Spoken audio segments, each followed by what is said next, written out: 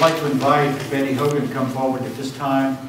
We were fortunate late this week to discover that Betty would be available to speak from the time period of 1963 to the late 80s. So Betty, could you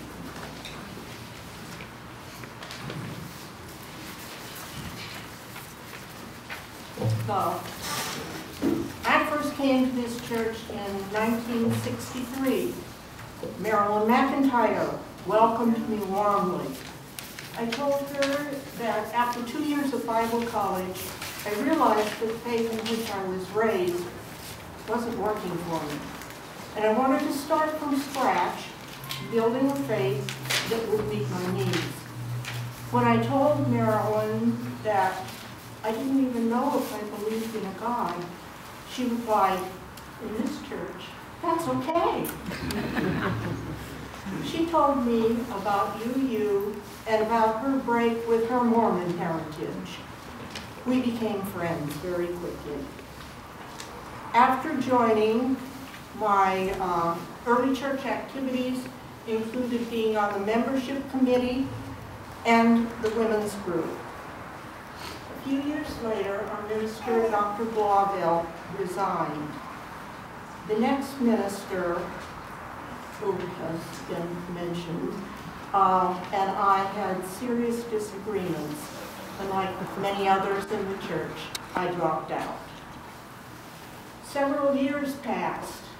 Then, as a divorced woman with children, I was searching for a singles group. Here, I found a large and thriving singles group led by Marilyn McIntyre. She welcomed me warmly again, and we rekindled our friendship. After I'd been in the group for a while, she told me that she had absolutely no desire to ever marry again. So if I wanted to date any of her boyfriends, it was not only okay with her, she encouraged it. So I did. And it worked out surprisingly well for all of us. I met Bob elsewhere. 33 years ago, he and I were married in this church. It means a lot to me that almost 5 years ago, daughter Sherry and Brad chose to marry in this church.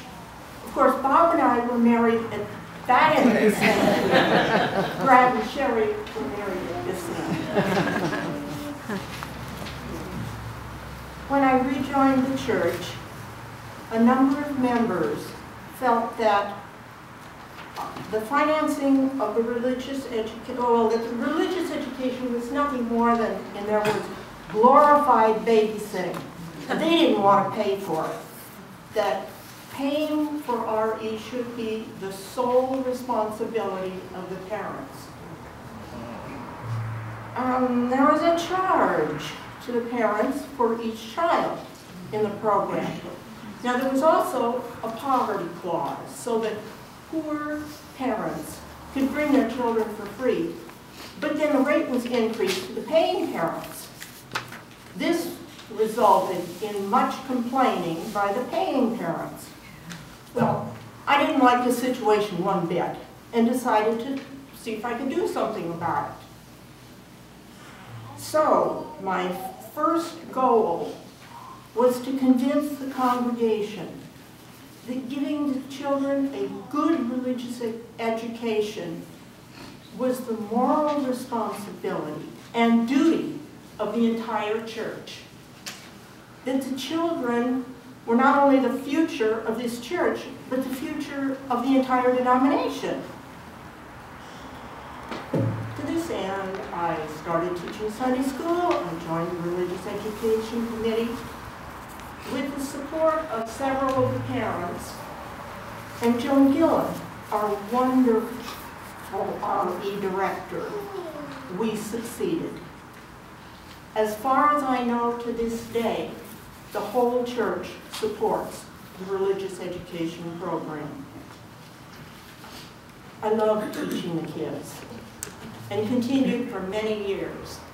I'd fill my station wagon with them, luggage piled on top of the car up high, taking them to camp to Benneville. In the summertime, Bob and I would take them to the water slide on all-day excursions, and many of the parents came along too. Especially, I enjoyed taking the children to visit churches of other faiths that we had studied. For 5 years, I was chair of the RE committee during a time of growth in the numbers of both the adults and the children. I resigned as chair after those 5 years to become a liaison from the RE committee to the building committee to add a classroom wing, which became the Joan Gillen building.